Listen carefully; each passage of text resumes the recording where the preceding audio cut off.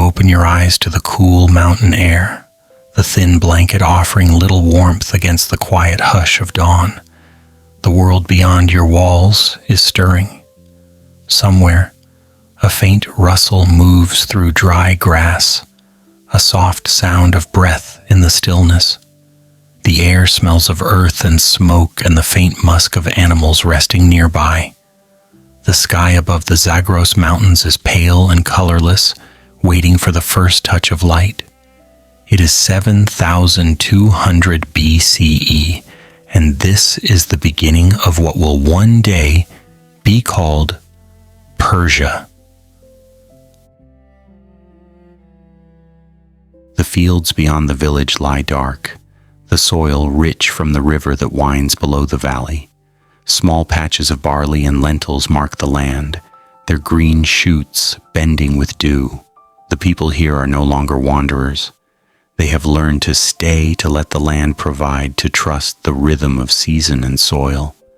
The world feels new, as though it is still learning how to hold life in place. A faint sound comes from within your home, a mother stirring the fire back to life, coaxing it gently until the first orange light flickers against the clay wall. The glow stretches upward, trembling softly. Outside, goats shift and murmur, their hooves brushing against the ground, waiting for the day's call.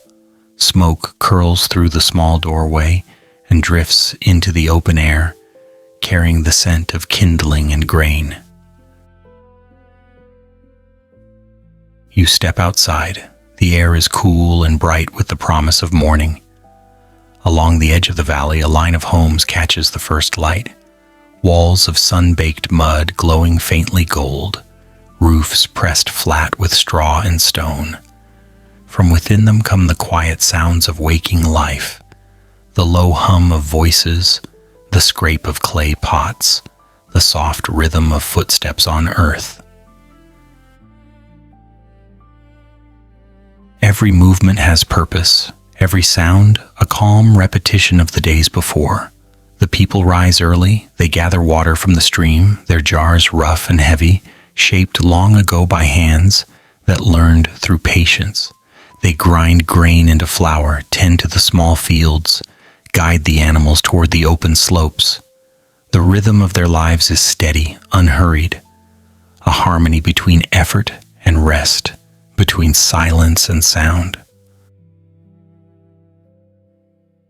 As the sun climbs higher, its light spills gently down the slopes, painting the valley with slow warmth. The mountains stand still, unmoving, watching over the people below. Far beyond, to the west, the plains stretch endlessly, quiet, open, untouched. Those distant lands will one day hold cities, temples, empires, but here there is only simplicity, the first breath of civilization, quiet and alive in its own time. You follow the worn path toward the stream, the ground cool beneath your feet. The air carries the scent of damp earth and stone. Each step feels old and familiar, as if countless feet have walked this same way before you. The clay pot in your hands is rough to the touch, warm from the sun, its shape imperfect but true.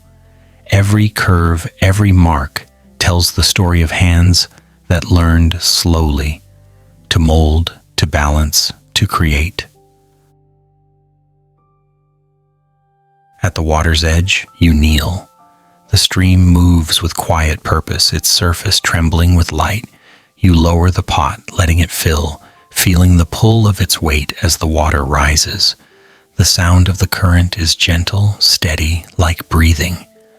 Across the valley, thin columns of smoke rise straight into the pale morning sky. Somewhere behind you, a child laughs, a sound so brief and light that it feels as though the mountains themselves have smiled. You pause for a moment, listening. The air is full, but never loud. The soft clang of tools against stone, the murmur of distant voices, the rustle of grass as animals move toward open pasture. It is not silence, but balance. The people here do not seek greatness, they seek continuity. Their days repeat, yet within each repetition there is growth, a quiet unfolding of skill and understanding. When you stand, the valley glows, the river shimmers beneath the sun, and the fields gleam with life. The faint wind carries warmth across your skin.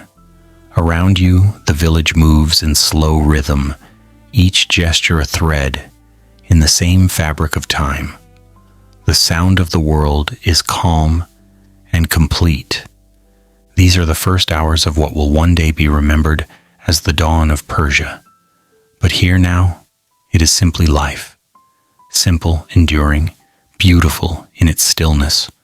There are no kings, no temples, no armies, only people and earth, fire and water, breath and light. The day begins not with triumph, but with care.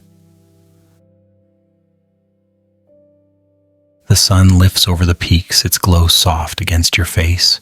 You close your eyes, inhale the clean air, and exhale slowly. The sound of the stream continues, unbroken. The world is new, and morning has begun again. The birth of settlements. The sun drifts higher above the mountains, and the valley below begins to shimmer with the warmth of the day. The air, once cool and thin, now carries the scent of dry grass and ripening grain. The people of this land have begun to build differently now. The small scattered homes of clay and straw slowly gather closer together, forming gentle clusters along the curve of the river. From above, the land looks alive, not with sudden change, but with the steady rhythm of creation.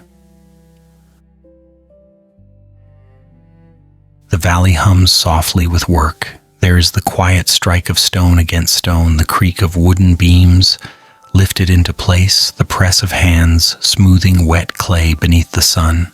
Smoke rises faintly from small fires, curling upward into the pale air. From a distance, the sound of life forms a single low note, rising and falling like breath, a calm, unending pulse that moves with the hours of the day. The people no longer live apart. The distance between homes grows smaller, paths forming naturally where feet have passed again and again. The air around the new settlements feels changed, not heavier, but warmer, filled with the faint comfort of closeness. Here by the streams that feed their fields, the world begins to take on the first shape of community.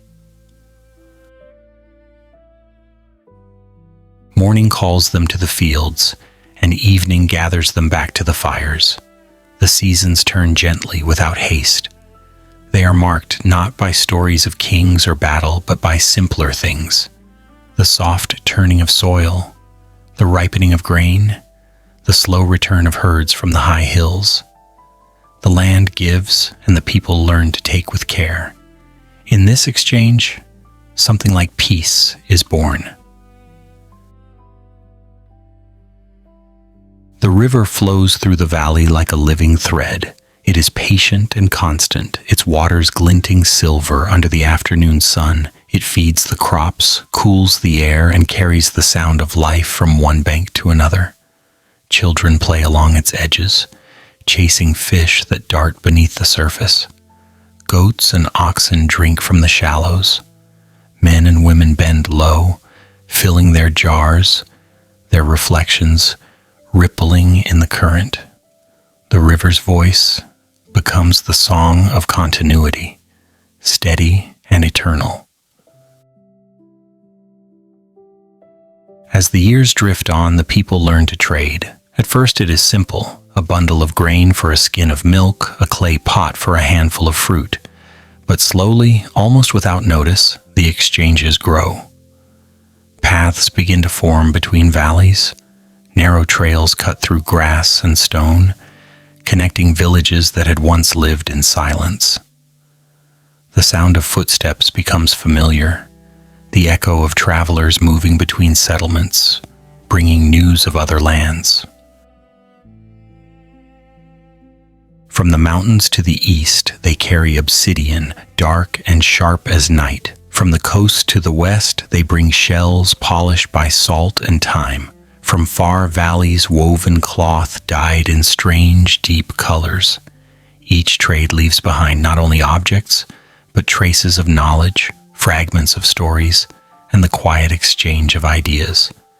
The world once so small begins to widen. One meeting, one footstep, one trade at a time.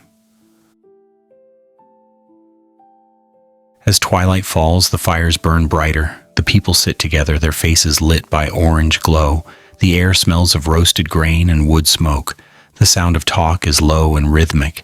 The murmur of comfort shared. They mend tools, shape pottery, weave fibers into cloth. Children sleep beside the hearth, and elders speak softly of rain, of animals, of harvest. The night feels close and kind. The clay they use comes from the riverbed, mixed with straw, pressed and shaped by patient hands. Each pot bears the mark of its maker, a small swirl, a thumbprint, a sign that something once soft and fragile has been turned into something that endures. In time, small marks are pressed into the wet clay, not for decoration, but for meaning. To count, to remember, to keep order.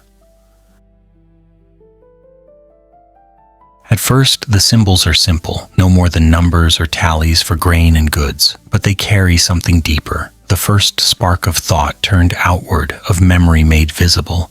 It is the beginning of language, not yet spoken but seen. A quiet foundation for the centuries that will follow. The night skies above the valley are vast and unbroken. The stars burn sharp and constant, scattered like fine dust upon black velvet. The people have begun to look upward. They trace patterns slowly with their eyes, naming shapes in the silence. The movement of the stars becomes a clock that no one can touch, but everyone can see. Time itself becomes something they can hold in the mind, not as passing, but as returning, repeating, breathing. Beneath that endless sky, the settlements grow. Simple tools become stronger, more precise. The fields stretch wider, the soil more carefully turned. Clay bricks are shaped with attention, sun-dried, and stacked into walls that rise higher, corners aligned with care. The homes become sturdier, the air within them cooler, the sense of permanence deeper. What was once a shelter becomes a home. A home becomes a village. And a village becomes the heart of something larger, a place of belonging. At dawn, a man stands at the edge of the fields, the horizon wide before him. The scent of grain hangs heavy in the air. He watches as others move slowly between the rows, their backs bent, their hands steady. There is no rush, no fear, only the long, open day ahead.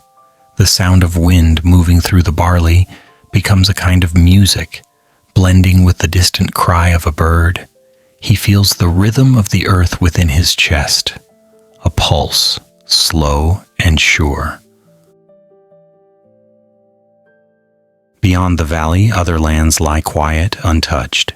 But here the people have learned something profound, that the ground beneath them can be trusted, that the river will return, that the sun will rise again and again in its own patient order. The world is changing, but it does so gently, like breath, like the steady growth of a tree. Within the settlement, there are signs of care. Children help their elders carrying water, gathering wood, shaping clay into small, imperfect forms. The old stories are told again, not to stir emotion, but to teach, to remind, to keep memory alive. The words pass easily from one voice to another, their meanings simple but lasting, a quiet inheritance that binds them more tightly than walls or tools. As dusk settles, the fields fall silent, the last light fades, and the people return home. Fires glow once more, small and steady, their smoke curling upward into the cooling air. The sound of laughter drifts softly through the dark, mingling with the low hum of voices and the quiet movement of animals settling for the night. Dogs bark once, then lie still. The air cools, the stars return, and the valley rests beneath their silver glow. The water of the river catches their reflection, rippling faintly, a mirror of the eternal sky. Sleep moves gently across the land, folding the fields, the homes, and the people within its quiet arms. The night deepens, the fires burn low, their light fading to embers. The valley exhales. In this calm darkness, the people of early Persia dream their thoughts simple, their hearts steady, their lives held softly in the breath of the world itself. The rise of the towns. Morning comes with a pale golden light spreading softly across the valley. The air feels heavier now, filled with the scent of clay dust, wood smoke, and the faint sweetness of ripening grain. The land has changed again. What once were scattered homes beside the river have become the beginnings of towns, clusters of lives gathered in purpose. Paths of packed earth wind between the dwellings, and the sound of footsteps echoes in a steady rhythm that blends with the hum of work. Men carry baskets of grain to open squares. Women shape clay into wide jars that dry in the sun, and children chase the shadows of goats wandering near the walls. The world moves slowly, yet with a quiet intention that has never been there before. The people have learned that strength is found not only in survival, but in togetherness.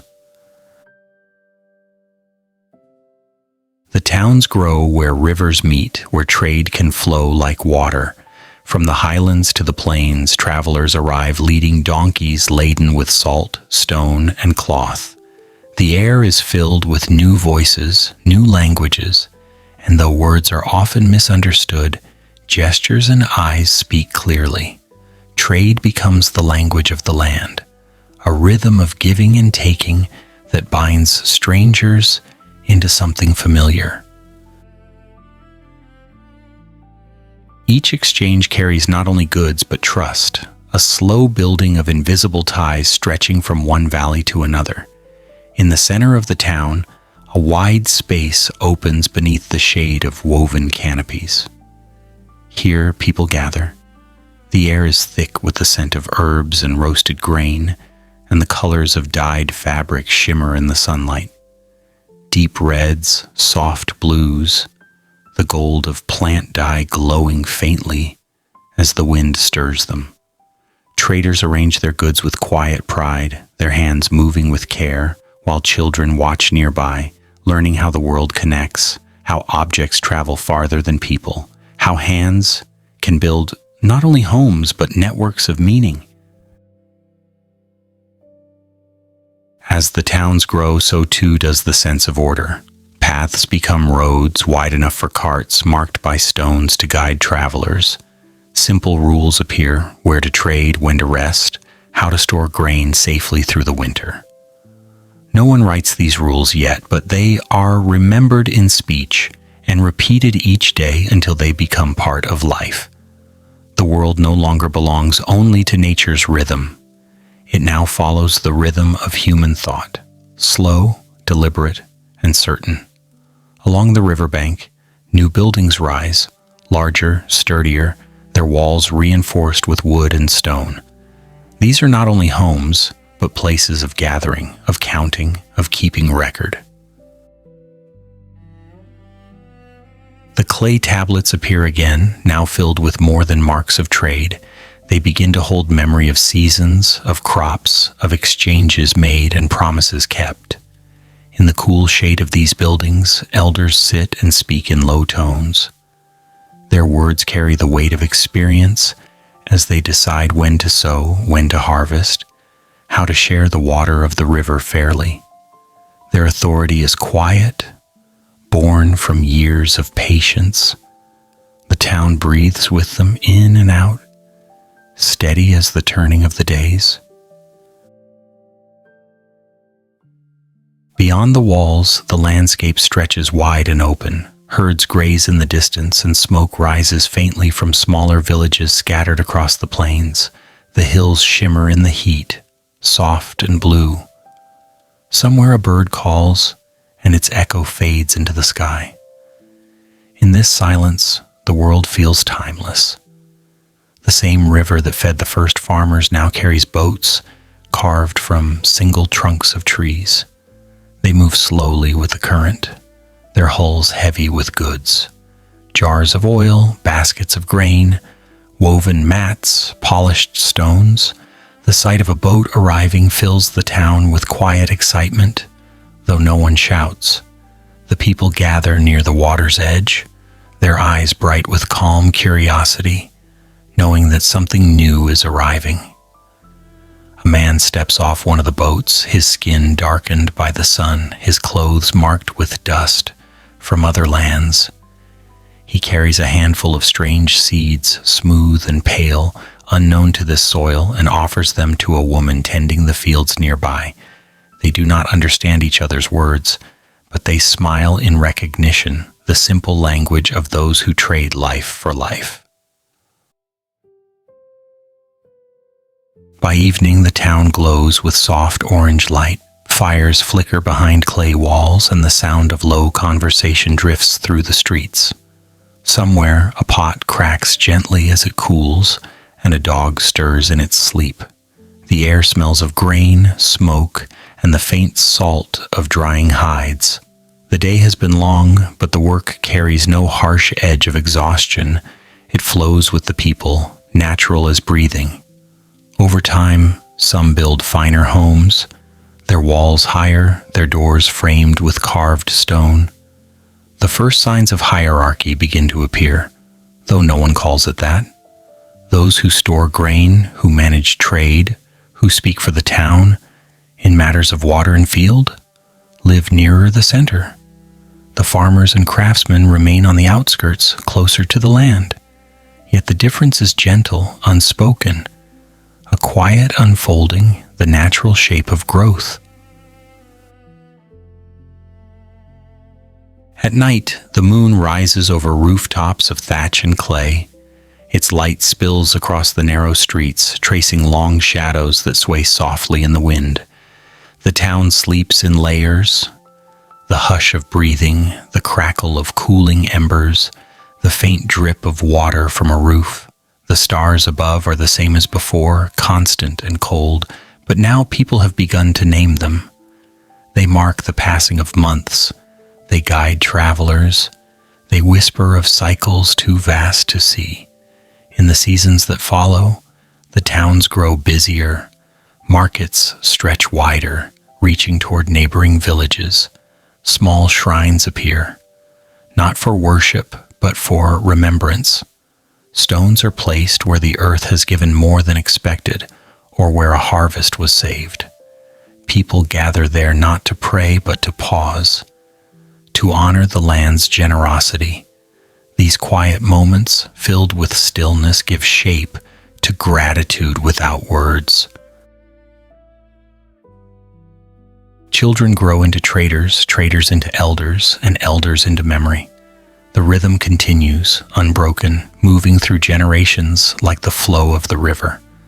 And though no one yet speaks of destiny or empire, something in the air feels certain, a quiet confidence that this way of life will last.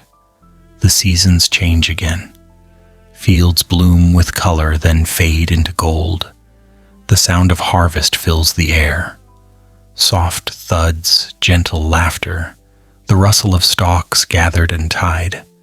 The sun burns warm on the backs of those who work, and when evening comes, they return to the town tired but content. There is food stored safely, water flowing clear, and peace in the repetition of days. And so the towns endure. From afar the valley glows beneath the setting sun, the roofs shimmering like bronze. The mountains stand silent, their shadows long and deep. The river winds through it all, patient and endless, carrying the reflections of stars that rise again and again. Life here is not grand, not written in battles or kings, but in the quiet perfection of order, the way a jar fits its lid, the way a field yields its grain, the way a community breathes together beneath the slow, eternal turning of the sky. The birth of power and the first urban hearts. The years pass in a slow unfurling of seasons, and the quiet rhythm of the valley begins to shift. The fields still breathe with the same steady pulse, but the towns now stretch farther than the eye can see, their outlines merging into a pattern of streets and courtyards, of noise and movement that rises like the hum of bees in summer. People have begun to build not just for shelter, but for permanence. Walls grow taller, lined with carved stone. Doorways widen, decorated with symbols that mark families and trades. What once were paths of earth now turn to smooth stone laid by careful hands, their pale surfaces glinting in the sun. The sound of the hammer and chisel echoes from dawn until dusk, not harsh, but rhythmic, like the heartbeat of something new being born. In the center of the growing town stands a wide open space, larger than before, filled with people who move in calm purpose. Traders from the hills bring obsidian and copper, while farmers from the plains bring grain and oil. The air smells of earth and metal, of sweat and heat. Amid the crowd, a few figures stand taller, their clothing finer, their words carrying weight. They are the ones who keep order, who decide when the gates will open and close, who store the surplus of harvest, and decide how it will be shared. No one calls them rulers yet, but their presence shapes the town's rhythm. They are the first who learn that stability can be held, not only by hands, but by will. The idea of power emerges quietly. It does not arrive with shouts or battles, but grows like a seed in the soil of human need. The people, who once acted together by instinct, begin to look for guidance, for voices that can decide when to build, when to rest, when to trade. These early leaders do not command armies, only respect, and that respect flows from their knowledge of land, of seasons, of the silent language of exchange. Around them, the first halls of gathering are built, long rectangular structures where people sit in shade and speak. The sound inside is low, the air cool and still, the weight of decision lingering like the scent of dust and smoke. As the settlements swell into towns, the towns begin to link, bound by trade routes that stretch like veins across the plains. Caravans move slowly along these paths, their wheels turning through dry sand and gravel, their animals laden with goods that glimmer faintly in the light. Polished stone, glinting copper, fragrant oil sealed in narrow-necked jars. The journey is long, the pace steady. Along these roads rise small stations of rest, shelters for travelers, places where the tired can find food and water. These are the first threads of an early network, connecting what was once many into one slow, breathing whole. Within the growing urban heart, craftsmanship deepens. Bronze appears, shining warm and red beneath the hands of smiths. The air near their forges is hot and alive, the steady beat of metal shaping metal ringing through the streets. With each tool made, the rhythm of daily life changes. Plows dig deeper, axes cut cleaner, walls rise faster. The town hums with quiet progress, not hurried but unending. Women weave finer cloths on wooden looms, their fingers moving in patient precision. Patterns emerge, spirals, lines, and curves that echo the movement of rivers and stars. These designs, born of beauty and repetition, begin to speak for the people, symbols of what they value and remember. At dusk, the streets glow with the fading light of the sun. Shadows lengthen across the market square and voices soften. The smell of baked bread drifts from clay ovens, mixing with the scent of smoke and the faint perfume of crushed herbs. The people gather in small circles, eating slowly, their laughter quiet but warm. Music begins, a slow, rhythmic tapping of hollow wood, the hum of a reed flute carried gently by the evening wind. Children fall asleep near their parents, their faces lit by the orange glow of the fire. The town breathes as one, its pulse steady, its soul content. Over time, the idea of the town becomes something greater. People begin to think not only of survival or trade, but of identity.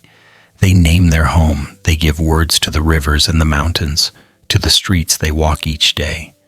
These names hold power, anchoring memory to place. The spoken sound of a name can summon an image, a belonging, a shared sense of being. Language grows with the town, not as poetry, but as structure, as a tool for building and remembering. The leaders of the town, once merely organizers, begin to hold ceremony. Simple gatherings at first, to mark the end of harvest, to honor the passing of a season. There are no grand speeches, only gestures. A vessel of water poured upon the earth, a fire lit to mark the night. Yet these acts bring the people together, reminding them that they are part of something larger than themselves. In this shared rhythm, the first feeling of unity takes root. It is not yet empire, but it is the faint echo of what will one day become one. Beyond the heart of the town, the first fortifications rise, low walls of mud and brick, shaped by the hands of laborers who sing softly as they work. They build not from fear, but from care, to mark boundaries, to hold the town safe from the unknown.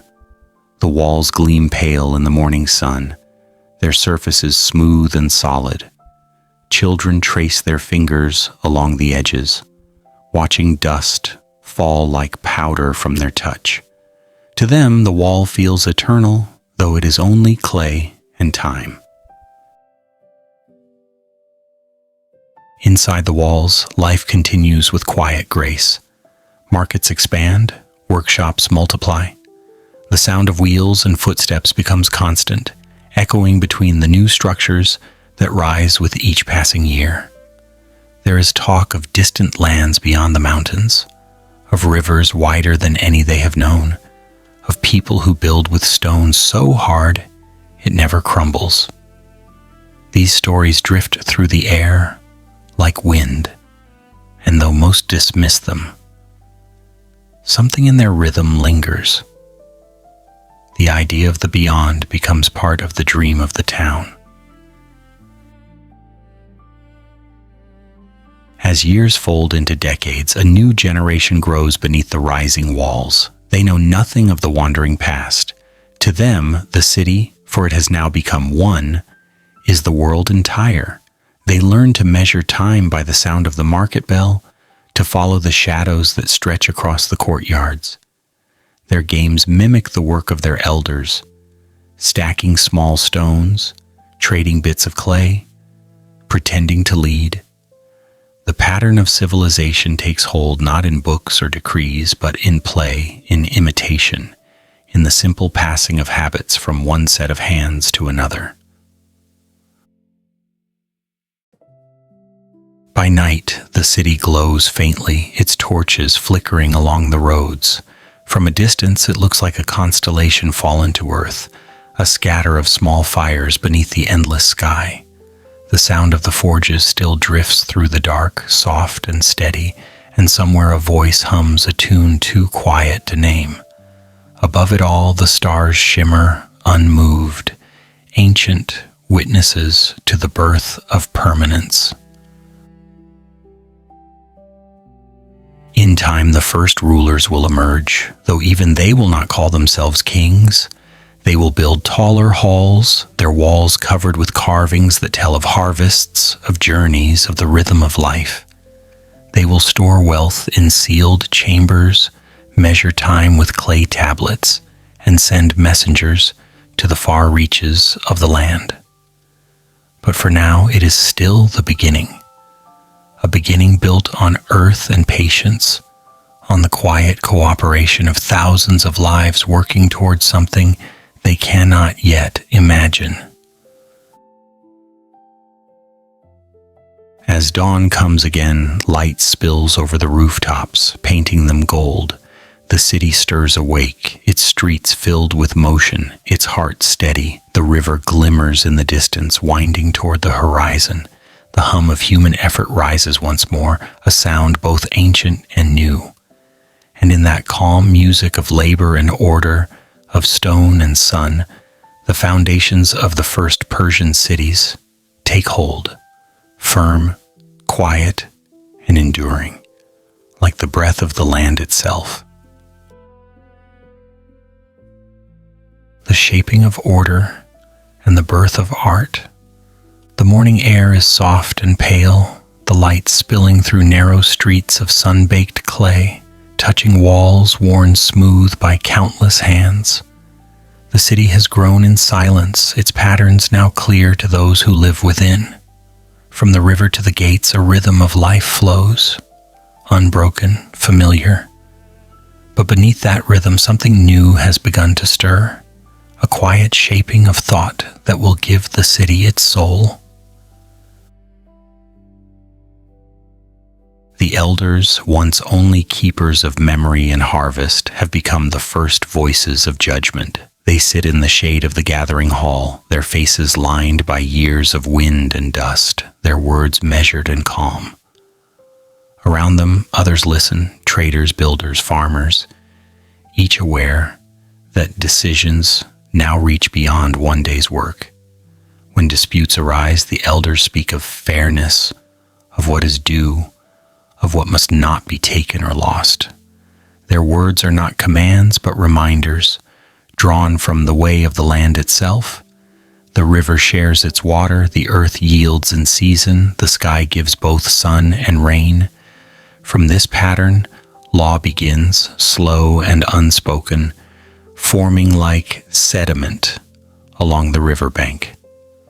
Layer by layer, soft but enduring.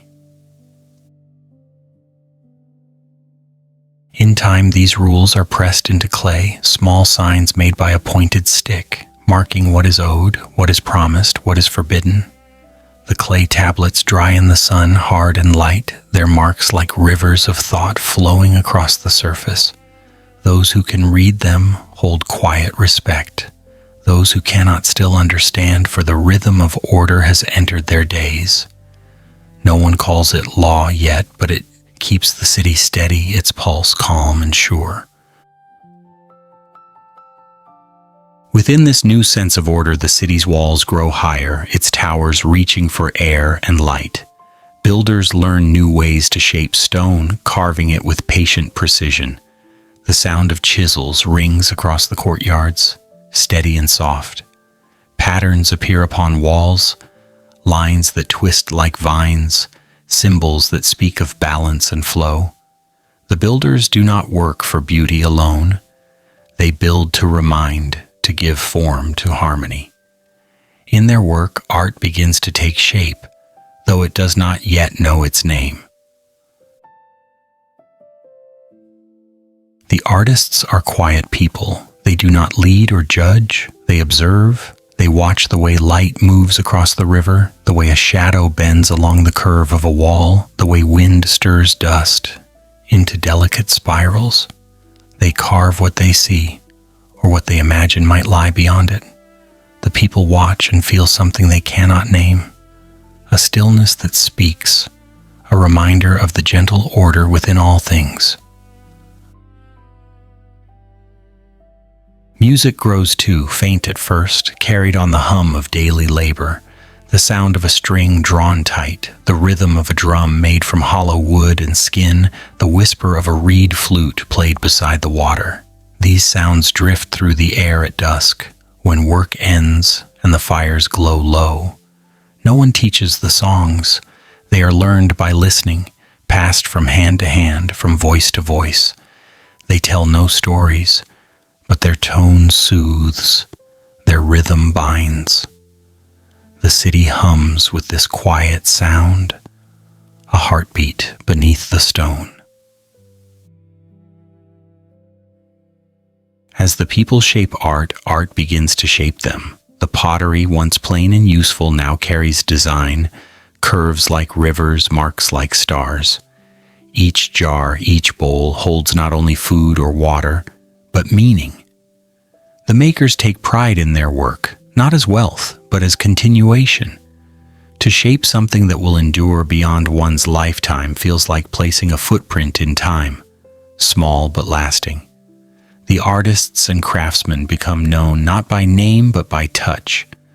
The curve of a handle, the line of a pattern, the balance of a carved edge. Among the city's leaders, power now has form. Those who guide are no longer just elders of harvest, but guardians of structure. They speak of the city as a living thing, a body of many parts, each needing care. They appoint watchers of the market, keepers of the granary, builders of the wall.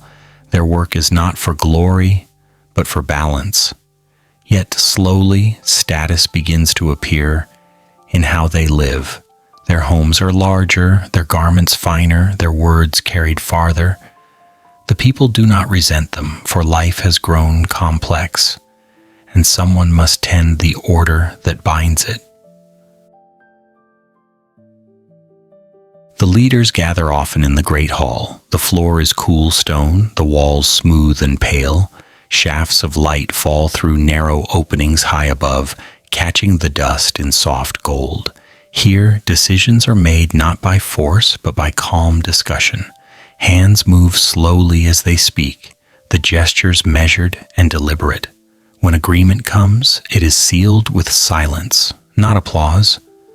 The room holds the weight of stillness, the presence of meaning without noise. Outside, the city's heart beats on.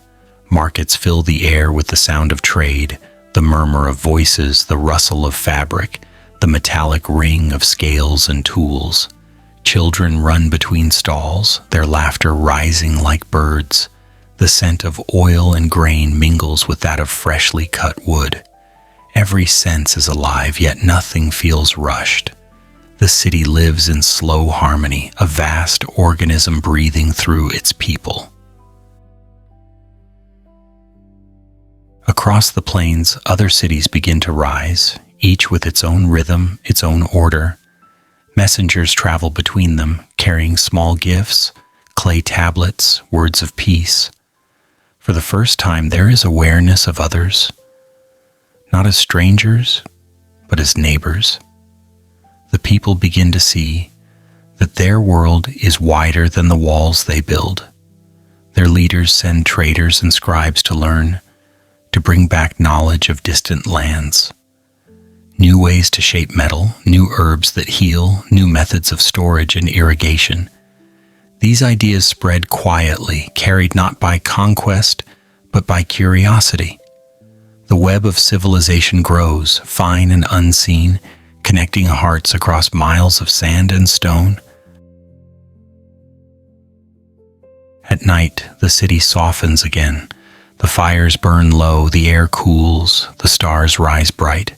From the rooftops, the view stretches far. The faint outlines of walls, the shimmer of the river, the sound of distant music carried by wind. Families sit together, their words few, their faces calm. The leaders rest in their halls, the guards walk slowly along the outer walls, the forges go quiet. Even the air seems to pause. The moonlight touches everything with silver calm. It spills over rooftops and courtyards, over the clay tablets stacked in the hall, over the unfinished carvings waiting for morning. It touches the faces of the sleeping and the faces of those who dream awake. It falls upon art, upon law, upon stone, and makes them one. The city rests in that unity, knowing without knowing that it has entered a new age, the age of order, of beauty, of the quiet rise of human thought. And in that stillness, the people breathe in rhythm with the land. The river flows on, patient and endless, carrying the reflections of the stars. The city sleeps, not as it once did in the wilderness, but with purpose, with memory, with meaning. The night is long but gentle. The world, for now, is in balance. The threads of trade and the weaving of a shared culture. The air of the city has changed. Where once there was only the sound of tools and fields, now there is the murmur of distant languages, the soft jingle of metal on carts, the creak of wheels heavy with goods from lands unseen. Roads stretch outward like veins from the heart of the city, winding through valleys, across plains, into the mountains where the horizon fades in pale light. Along these roads, men and women walk in quiet procession, leading animals burdened with woven cloth, oil sealed in jars, and baskets filled with grain that smells of sun and dust. The rhythm of their steps forms a low, unending song, the song of connection. In time, the roads become lifelines, carrying not only goods but thoughts. Stories travel with traders, drifting between settlements like seeds carried by wind. A tale told in one market becomes a proverb in another. A song sung by a caravan guard becomes a melody hummed by a child hundreds of miles away. Without plan or rule, a shared voice begins to form. Soft, scattered, but real. The people do not name it culture, but they feel it as belonging. An invisible thread, binding distant hearts. At dawn, the markets awaken early. The scent of spices mixes with that of fresh bread and smoke. Traders from the east display carpets dyed in deep red, the color of earth after rain. From the west come pots painted with curves and lines that twist like the patterns of stars. The air hums with exchange, not hurried, not tense. Each trade a gesture of trust, a quiet conversation without need for words. The clink of copper, the rustle of fabric, the murmur of agreement, all blend into a calm harmony that fills the streets. Along the rivers, boats move slowly, their sails catching the soft wind. They carry goods and messages, and the rippling water reflects their journey like memory itself. Towns along the banks grow busier, their harbors lined with jars, crates, and animals waiting to be loaded. The river becomes more than a source of life. It becomes a road of thought, a mirror of connection, a path where the known meets the unknown. The people watch its flow and begin to see the rhythm of their own lives within it. Steady, patient, always moving forward. In the cities, new professions appear. Scribes who record the weight of trade, the routes of caravans, the passing of seasons. Artisans who craft objects not only to use but to give. Symbols of goodwill, gifts for travelers. Blacksmiths who refine metal until it gleams like fire. The hum of creation fills every corner, gentle but constant. The people have begun to understand that the city itself is alive, that its breath depends on many, on hands that shape, on minds that count, on hearts that remember. When night falls, the travelers rest by their fires. They speak softly of lands where the stars look the same but the air tastes different, where rivers run in opposite directions, where mountains carry snow even in summer. They share food, stories, and silence. The flicker of firelight glows on faces worn by distance, and though none belong to the same land, all feel the same stillness. The comfort of knowing they are part of something wider than their own lives. Back within the walls of the cities, new buildings rise to honor this growing web of exchange. Warehouses for storage, halls for record-keeping, courtyards for assembly. The architecture becomes deliberate. Open spaces for gathering, long corridors for wind to pass through, arches that echo the shapes of waves and dunes. The builders have begun to think of beauty and function as one. The city breathes differently now, its pulse matching the rhythm of roads and rivers. With trade comes language, and language begins to blend. Words shift and merge, carrying traces of many tongues. A single phrase may hold three meanings, all understood by those who live at the crossroads. From this mingling, new poetry is born. Soft, rhythmic speech that sounds like the movement of wind through reeds.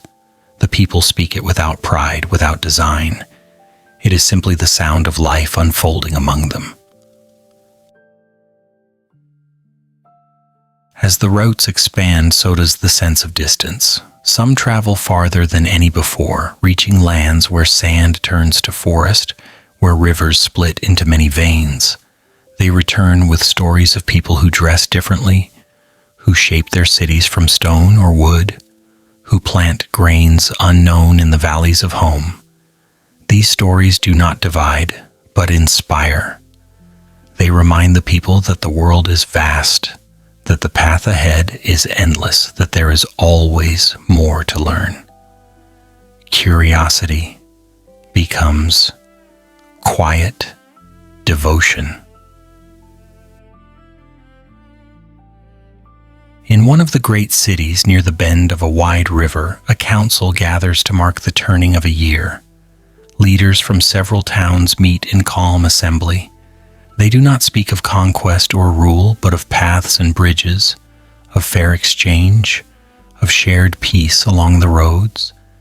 Their words are measured, spoken slowly, carried by translators who move between them with patience. When they finish, they place small stones upon a low table, each from their own homeland, forming a circle. The gesture means nothing written, but everything understood. Unity, respect, continuity. The years drift on, and with them the bonds between cities grow strong. Caravans move more freely, protected by the trust of the roads. Messengers carry clay tablets marked with seals, ensuring that promises made in one land are honored in another. The rhythm of commerce becomes the rhythm of peace. When disputes arise, they are solved by talk, by the slow exchange of gifts and words. The world feels wide but safe, open yet whole. Culture, too, expands beyond the market. Art travels now, painted jars, woven rugs, carved stones, each carrying a story from its place of origin. People begin to recognize the touch of a distant hand, the curve of a pattern not their own. Beauty becomes a language shared without translation. A bowl from one city finds its way to another, admired not for its use, but for its grace. It sits on a table hundreds of miles from where it was made, glowing faintly in the lamplight. A quiet testament to connection. Music changes too. Instruments once played alone now blend in harmony. The deep drum from the mountains beats beside the soft flute from the riverlands. Voices from many regions join in one melody, simple and slow. The songs tell not of one city or one people, but of travel, of distance, of belonging everywhere and nowhere. When they are sung in the markets at dusk, even the traders pause, listening as if the air itself were breathing through the tune. The children who grow up in these years know no boundaries. They play along the caravan routes, chasing wheels and shadows, learning words from many tongues. They draw maps in the sand, marking where the rivers meet, where the mountains end. To them, the world feels continuous, as though the cities are stars in a single constellation, distant but shining toward one another. They dream of traveling farther than any before, not to conquer, but to see. As dusk deepens over the land, the world glows with quiet warmth. Fires burn along the roads like small suns scattered across the plains. The caravans rest, their goods stacked neatly, their animals tied in calm circles. In the cities, the markets empty, the doors close, and the faint hum of night returns. The wind carries the scent of dust and oil, of distance and rest. The moon rises over rivers that now shimmer with reflected torchlight. The trade routes stretch like threads of silver through the darkness, binding one horizon to another, and though no one can see the whole of it, every traveler, every craftsman, every family sleeping beneath the stars is part of the same vast weaving, a quiet, endless fabric of human connection. In that stillness, the land sleeps. The roads breathe softly. The rivers move on, carrying not only goods but memory, not only reflection but meaning. The world is larger now and yet more whole than ever. And in the calm silence of the night, the first dream of a shared civilization drifts gently into being. The dawn of kings and the order of power. The years unfold like waves against the shore, slow and patient, shaping what was once soft into something lasting. The land that once held scattered towns now gleams with rising cities, their towers catching the sun, their walls stretching outward like arms of stone. Across the plains and valleys, voices once separate now echo in the same tongue. The people speak with one rhythm, their trade, their customs, their lives woven into one vast pattern. It is from this unity that leadership begins to take a new form, not of elders or councils, but of rule, of purpose, of vision that reaches beyond the walls of a single city. At first, the change is quiet.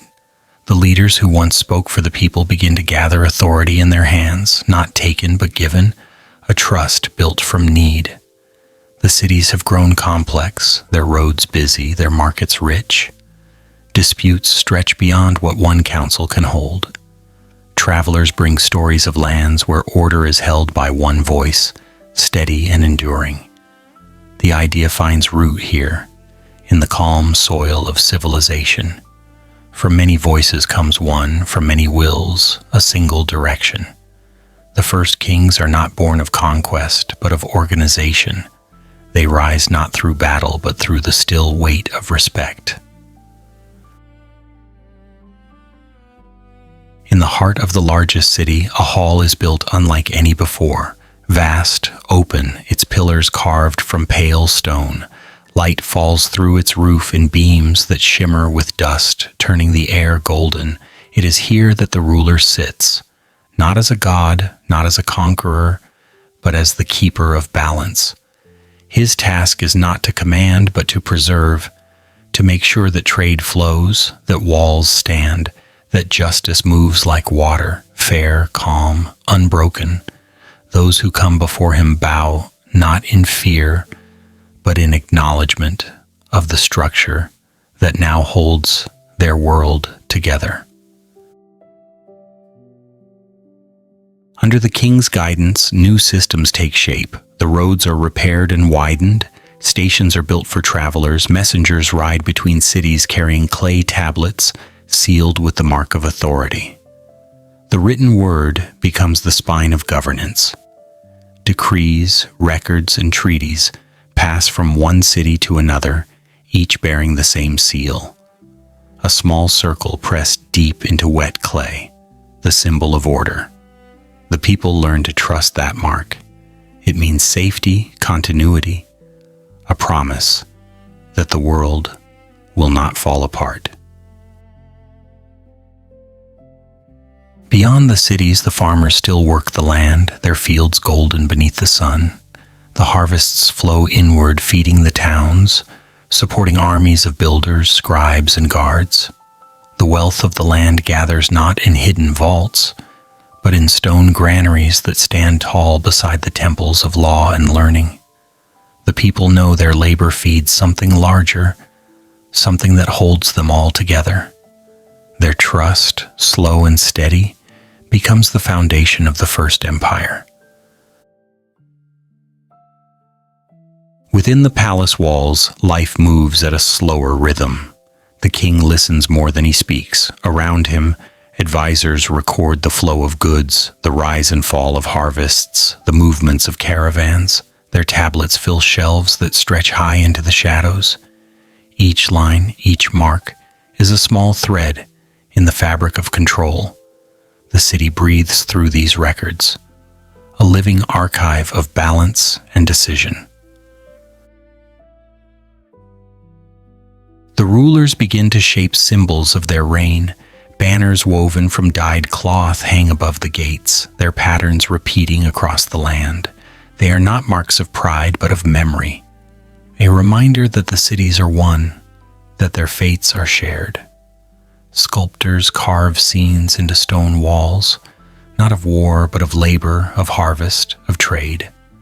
The art of the state is calm, deliberate, meant to teach rather than impress. The people see their own lives reflected there and feel that they belong to something vast and enduring.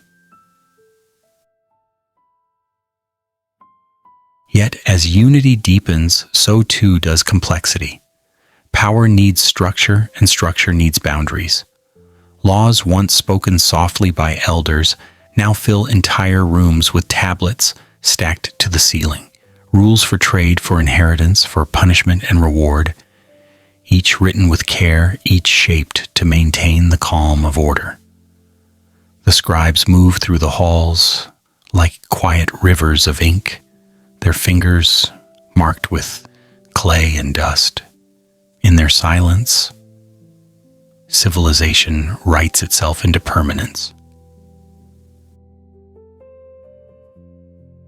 The army appears not as a force of fear, but as a wall of protection. Men trained in discipline stand along the borders, their spears gleaming under the sun. They guard the roads, they guide caravans, they keep the peace the trade has built. When conflict comes, it is swift and measured, not for conquest, but for preservation. The soldiers march in silence, their steps even, their eyes fixed ahead. They know they serve something greater than victory. They serve continuity. The king's court becomes a place of learning. Scholars gather from distant lands, bringing scrolls, maps, and tools. They study the stars, the movement of water, the weight of stone. Their discoveries do not change the world overnight, but they whisper the first truths of science, of measure, of reason. The king listens, not out of curiosity, but out of duty. Knowledge is the only power that endures. Beneath his rule, temples of learning rise beside temples of law. The two become one. In the evenings, the city glows with quiet majesty. Torches line the streets, their light soft upon the stone. The palace walls gleam faintly, and the night air hums with calm. From the high terraces, one can see the roads stretching outward, dotted with small fires where travelers rest. The empire seems to breathe, vast and steady, a single body bound by countless hearts. The sound of the river drifts through the air, blending with the low chant of workers and the faint music of flutes from the gardens. The people live not in fear of power, but within it, as if it were part of the natural world, the mountain that shelters, the river that feeds. They begin to understand that power, when steady and just, can be as gentle as the wind, as constant as the sun. The king becomes a symbol of that constancy. His presence is both near and distant, his image carved in stone, his name carried by the traders and messengers who move through the roads. The land feels unified beneath his unseen hand. Seasons pass. The first kings grow old, their sons take their place. The halls remain filled with light, the archives with records, the cities with life. The cycle of governance continues without interruption, the pulse of civilization strong and sure. The people look upon their world and see not chaos, but pattern, a reflection of order both human and divine. At night, when the torches burn low and silence returns to the streets, the city seems to listen to itself. The walls hold the warmth of the day, the roofs shimmer under the stars. In the still air, the faint echo of distant voices lingers. The sound of those who built, who ruled, who dreamed of permanence. The river flows beyond the gates, carrying its slow, silver current toward unseen lands. And in its reflection the empire glows, calm, vast, awake, beneath the quiet breath of eternity. The expansion of empire and the web of civilization. The land stretches farther than before. The roads once bound to the valleys now reach to distant horizons where mountains fade into the mist.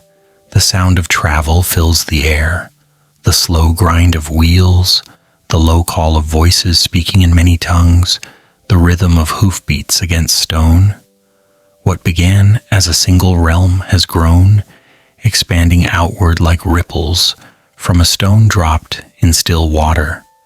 The empire moves not with haste, but with steady purpose, its borders guided more by trade and reason than by war. The cities along the great rivers gleam in the sun, their walls strong, their towers bright. Each serves as a center of administration, a node in the vast network that ties the empire together. Couriers ride between them, carrying clay tablets sealed with the emblem of the crown. Each seal, pressed into wet clay, marks not only command but connection. It is through these marks that governance flows. Messages of harvest, of building, of travel, all moving like the steady current of a river. The empire breathes through its messengers, its pulse even, its order calm. In the capital, the halls of administration expand.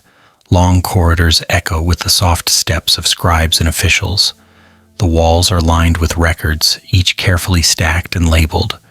The scribes work in silence, their hands moving over tablets, their minds fixed on measure and detail. They are the keepers of the empire's memory. Through them, time itself becomes structured. Each year counted, each decree preserved, each journey mapped. In their quiet labor, bureaucracy is born. A system of balance, not of power. a structure to hold the weight of civilization without letting it crumble. Governors are appointed to distant regions. They are not kings, but caretakers, their duty to maintain peace, collect tribute, and report to the capital. They ride through lands of many peoples and languages, carrying with them the calm authority of the empire. Their presence is marked not by soldiers, but by scribes, by record keepers, by those who bring fairness and consistency. The idea of rule spreads gently, carried on parchment and clay, rather than sword and shield. The empire's heart beats strongest along its roads. These roads are more than paths of stone, they are lines of thought, connecting the distant corners of human endeavor. They carry goods, yes, but also ideas, methods of farming, patterns of art, fragments of language. Along them move not only traders but teachers, healers, and builders.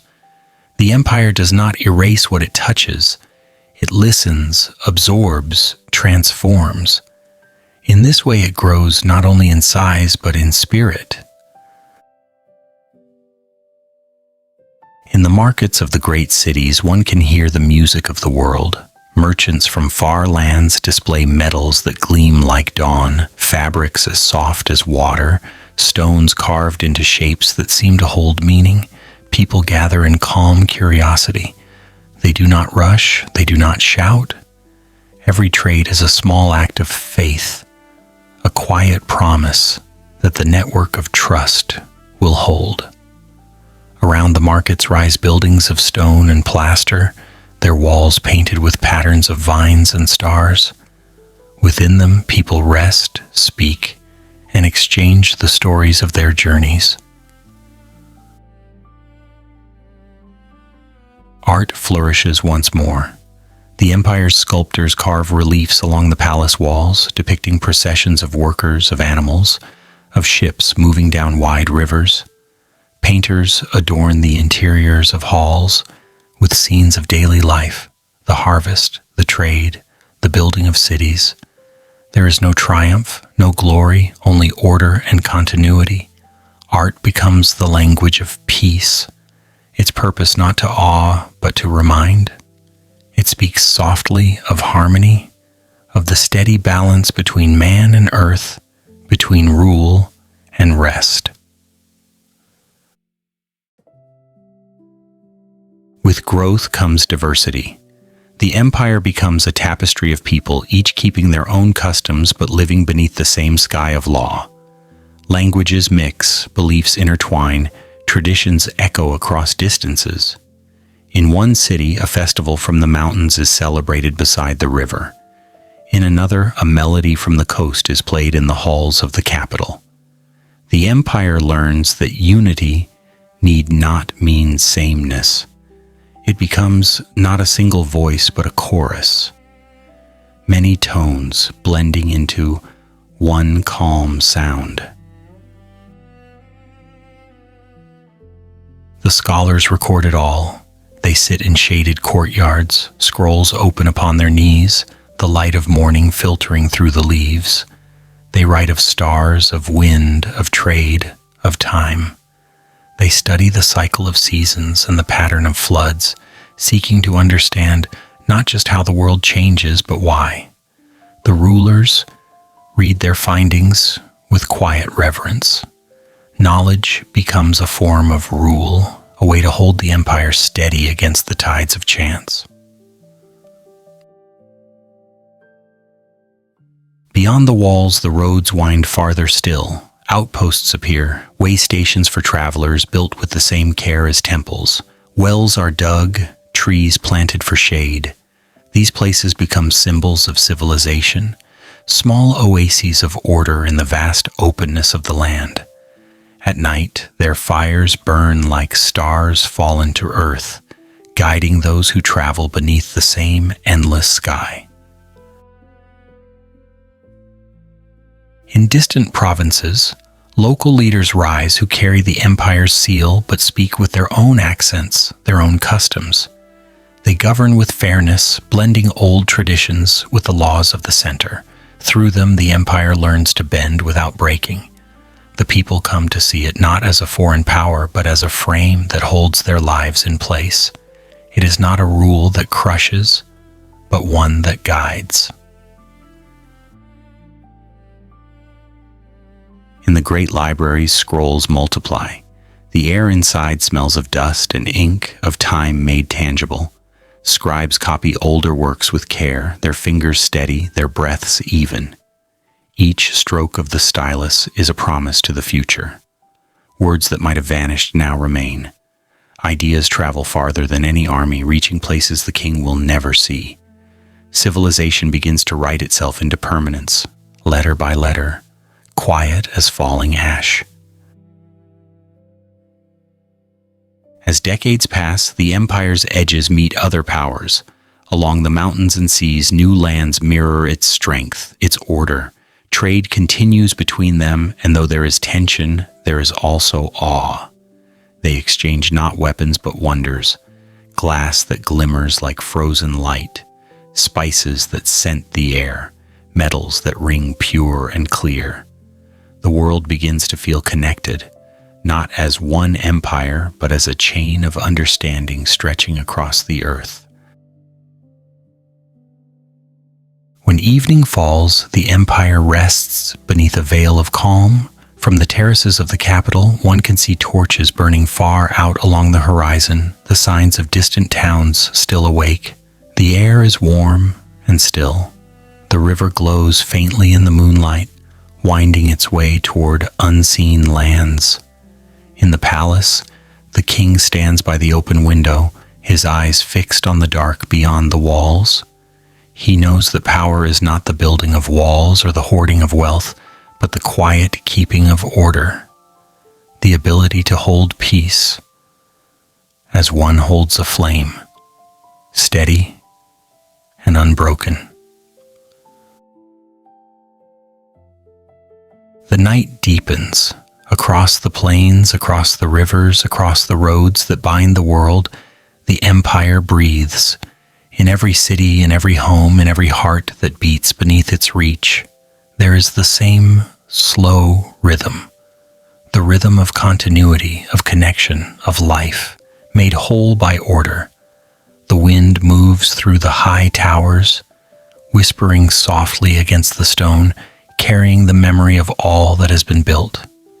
And as the stars rise above the land, their light falls upon an empire vast and quiet, glowing with the calm certainty of permanence. The golden age of harmony. The empire stands beneath a sky of pure light.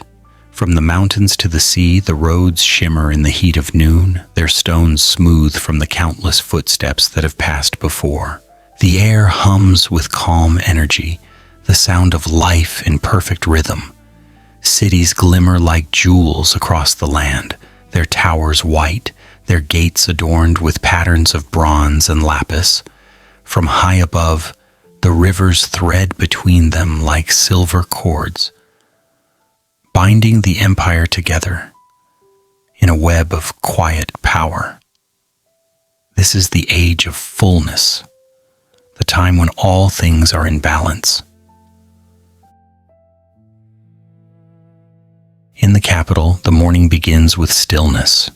The city awakes not with noise, but with movement, slow, deliberate, graceful. Water flows from fountains carved with the shapes of lions and flowers. The markets open, their awnings fluttering gently in the soft breeze. Merchants arrange their goods with care, baskets of figs and dates, fabrics dyed in deep indigo, silver tools that catch the sun in glints of light. The people move through the streets unhurried, their steps sure, their voices soft. There is no rush, no tension. Order holds the air like a quiet song. In the great palace, the ruler walks through corridors lined with murals. The walls are alive with color, scenes of harvest, of trade, of builders raising walls, of ships gliding on the sea. Nothing here tells of war, for this empire has found strength in calm, not conquest. The king, now more a caretaker than a commander, moves with patience, his robes trailing like waves of silk behind him. His advisors wait in the hall of light, their tablets ready, their words measured. Decisions are made slowly, shaped not by ambition but by balance. The empire no longer grows by distance, it grows by depth, by learning, by refinement, by peace. Beyond the palace, the gardens stretch in every direction, a sea of green and water. Channels flow between rows of cypress and olive trees, their reflections trembling in the light. Birds glide low above the ponds, their wings leaving ripples upon the surface. Workers tend the gardens with quiet devotion, pruning, watering, harvesting. The scent of jasmine fills the air. Even in labor, there is serenity. The empire has learned the art of maintaining perfection, not by stillness, but by gentle care. In every city, schools have been built beside the temples of law. Children sit in shaded courtyards, their voices rising and falling as they repeat the words of their teachers. They learn to read the patterns of clay and to measure the weight of grain, to trace the shapes of the stars and the lines of history. The scribes move among them, guiding their hands, teaching them that knowledge is not to be kept, but to be passed on. The empire's wisdom multiplies quietly, like water spreading through soil. The sound of learning has become the empire's heartbeat. The artisans thrive in this peace. They work in cool workshops, shaping metal, stone, and clay into forms so refined they seem to hold breath within them. Potters carve scenes of daily life, fields, rivers, markets, their hands steady and calm. Goldsmiths press delicate filigree into rings and bracelets, their patterns like frozen sunlight. Weavers create fabrics so fine they move with the wind like mist. Their work is not done for wealth or fame, but as part of the rhythm of the age, an offering to time, a record of grace. Music fills the evenings. As the sun lowers and shadows stretch long across the courtyards, the sound of drums and flutes drifts through the air. Men and women gather in open spaces, seated upon woven mats. The musicians play softly, their melodies slow and circular, looping like the turning of the stars. The songs have no beginning and no end. They exist only to carry the listeners deeper into stillness.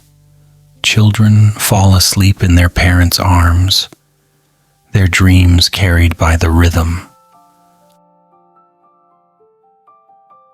In the archives, the scribes record everything: the passing of seasons, the movements of the stars, the laws and their changes, the harvests, the births. Each tablet, each scroll is a moment held in clay or ink. The shelves stretch farther than sight, filled with the memory of centuries. The scholars move among them like shadows, studying, comparing, adding. Their hands leave no mark on the air, but their thoughts build the invisible structure that holds the empire together. They understand that knowledge is the truest wall, the only fortress that never falls. Far beyond the capital, the empire's reach extends to mountains where the air is thin and the snow never melts, to coasts where the sea breathes against stone cliffs. In every place, the same order holds, the same laws, the same weights, the same measures. Caravans move with quiet confidence, their wheels tracing the same roads, year after year. Guards watch from high towers, their spears catching the light, their faces calm.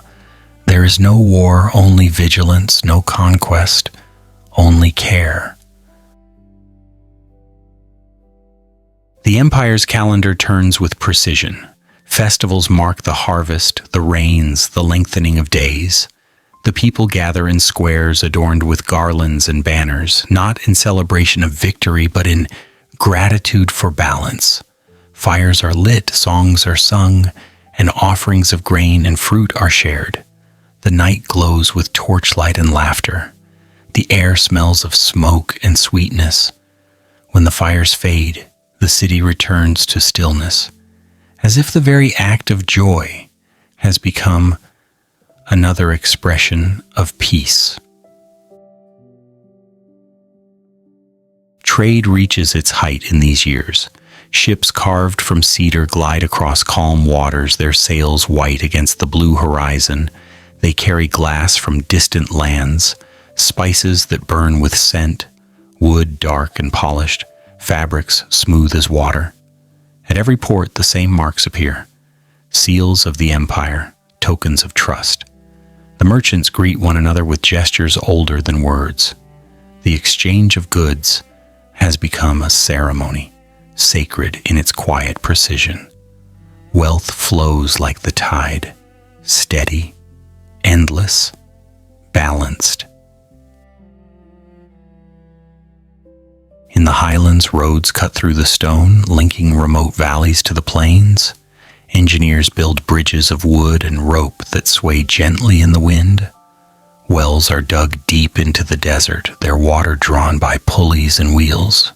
The empire's hand touches all things lightly but surely. It does not press, it shapes. Every improvement carries the same intent, to make life smoother, easier, more lasting. The ruler grows older and the people speak of him as a symbol rather than a man. His presence is serene, his words few. When he appears upon the balcony of the palace, the city quiets, not in fear but in reverence. He stands still, watching the sun sink behind the hills, its light washing over the rooftops, over the river, over the faraway roads that vanish into the horizon. He knows that he will not live to see the end of what he began, but that is not sorrow. The empire itself has learned to move without haste, to endure without struggle. Night falls softly over the golden city. The air cools, carrying the scent of cedar and smoke. The lamps are lit one by one, their flames trembling like stars upon the earth. From the terraces one can see the roads glowing faintly under the moon, like veins of light running through the land. The river whispers below, its current slow and steady. Somewhere a flute continues to play, its notes rising and falling like breath. In the quiet of the dark, the empire dreams. It dreams of the years that have passed, of the peace it has built, of the wisdom it has gathered. It dreams of the many lives that have moved within it, of all the hands that have shaped its stones and carried its memory. It dreams without fear. The night wraps the land in silver calm, the stars burning above like eternal lamps. The empire, vast and luminous, rests in the still perfection of its own making. A golden age, not of wealth or conquest, but of harmony, patience, and enduring grace. The Twilight of Empire.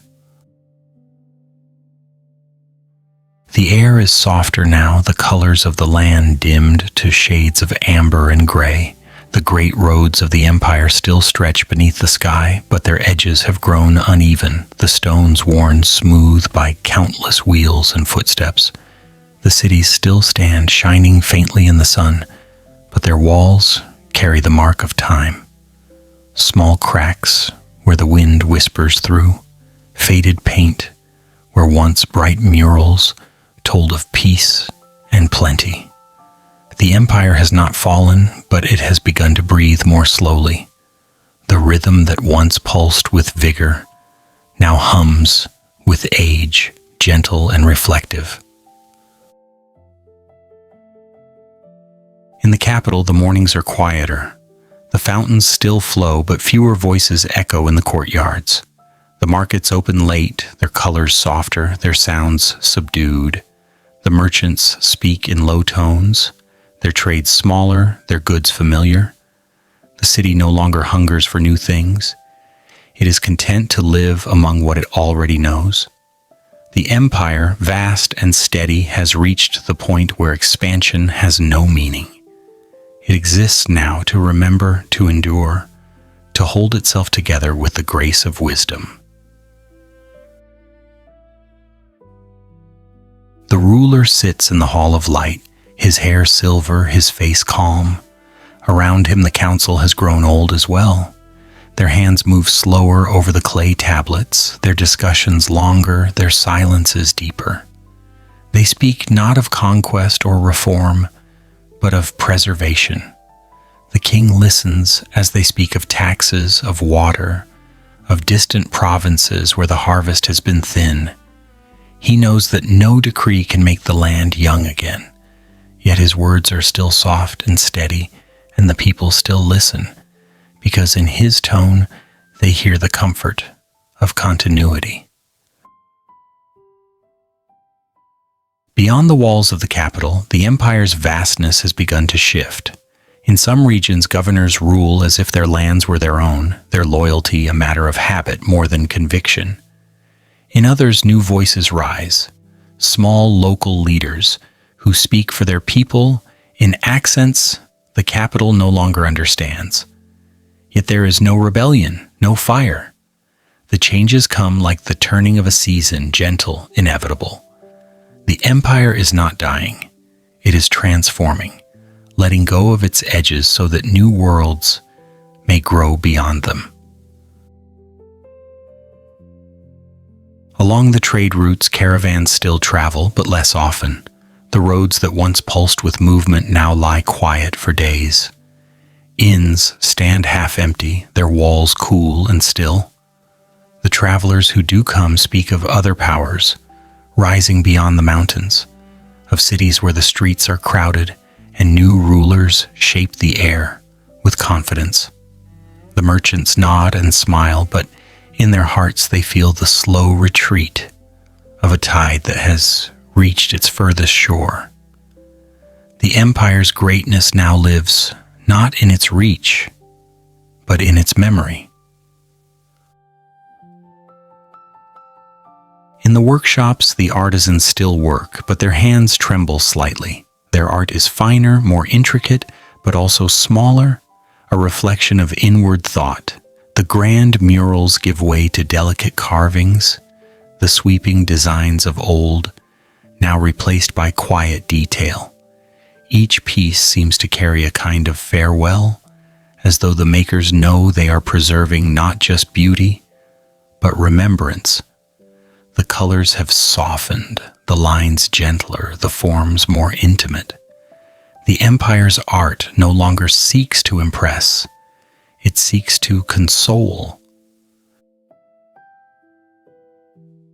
The libraries remain full, their shelves heavy with the weight of centuries. Dust lies upon the oldest scrolls like a veil of time. The scholars move among them in silence, their voices low, their eyes thoughtful. They copy what they can, though the ink runs thinner and the parchment grows scarce. They know that knowledge, too, has a cycle, that it must sometimes fade so that others may rediscover it. Yet in their work there is no sorrow.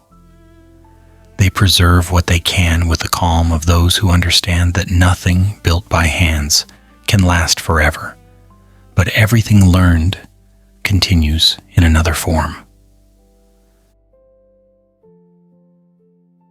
The people of the empire have grown peaceful, almost still. In the evenings they sit by the river and watch the light fade over the water. The children listen to stories of the time when the roads were filled with travelers, when the king's seal carried to the edges of the world. The old speak softly, their words drifting like the breeze across the reeds. They do not speak of loss, but of balance. How every rise must find its rest, how every river must one day reach the sea. As the seasons pass, the climate shifts. The rains come later, the sun burns longer. The fields yield less, but the farmers still work, their movements slower, their faith unbroken. The river that once flooded with life each spring now runs lower, its song quieter. The people adapt, as they always have. They build new wells, dig deeper channels, share what remains. They have learned patience, the greatest inheritance of their civilization. In distant lands, travelers speak of the empire as legend, a place of order, of beauty, of endless calm. Some journey to see its cities, to walk its wide roads, to study its archives. They find not the shining realm of the stories, but something gentler, a world of echoes and grace. The guards at the gates still wear their uniforms. The officials still record names and numbers. The scholars still write. Life continues, unchanged in its rhythm. The empire remains, though it has become something smaller, quieter, timeless. One evening, the ruler stands upon the balcony of his palace. The sun sets in gold and red across the plains, and the wind moves softly through the gardens below. He looks toward the horizon where mountains blur into cloud. He feels the stillness of the world and knows that his reign, like all things, will end. Yet he feels no fear. His empire is not a collection of walls or borders. It is a memory in the hearts of its people, a way of living that values peace, order, and thought. It is not a structure, but a breath, slow, endless, passing quietly from one age to another. When the night falls, the city glows once more with small, steady lights. The torches burn along the roads, the lamps flicker behind windows, the river glimmers under the moon. The sound of distant music drifts through the air, familiar and faint, the same melody that has echoed for generations. In the darkness, the empire seems eternal, though it is already becoming something else. Its spirit moving beyond its walls, carried in the hands and voices of those who will build anew elsewhere. Time moves on.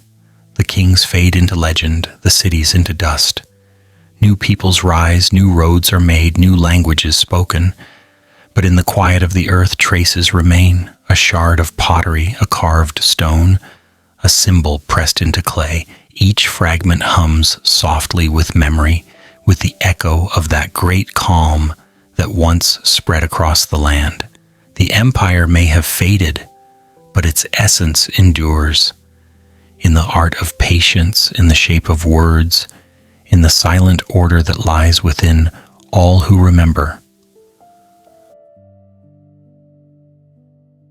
And so in the twilight of empire, the world does not mourn, it listens. The wind carries whispers of the old songs, the rivers reflect the faded light of distant towers, and the stars burn on above, unchanged. The story of Persia, like all stories of civilization, does not end in silence, but in continuation.